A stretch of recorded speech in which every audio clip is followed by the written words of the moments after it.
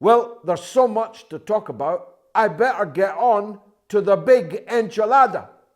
I have been preaching for decades, since the 1970s, about the critical importance for my own country and by extension to other countries of energy self-sufficiency and public ownership and control.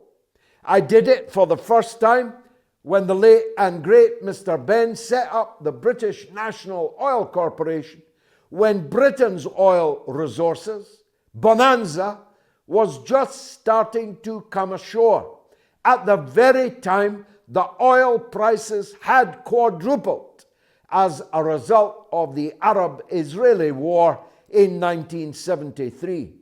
I continued to do so as an honorary member of the National Union of Mineworkers throughout the 1980s, when Margaret Thatcher was burying our 1,000 years of coal on which we as an island sit and stand.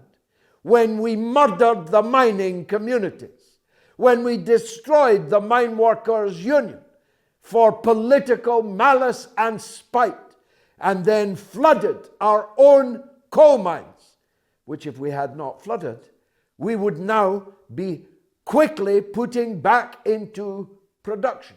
I did it in the 1990s, when we began again reinvading the Middle East to seize control of oil and gas resources, which God made the mistake of putting under other people's countries.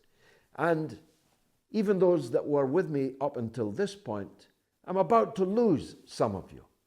I did it throughout the noughties and beyond, when we began to fall for faddery, when we began to fool for faddery, when we began to imagine you could fuel a still important manufacturing and industrial power of 68 million people with windmills.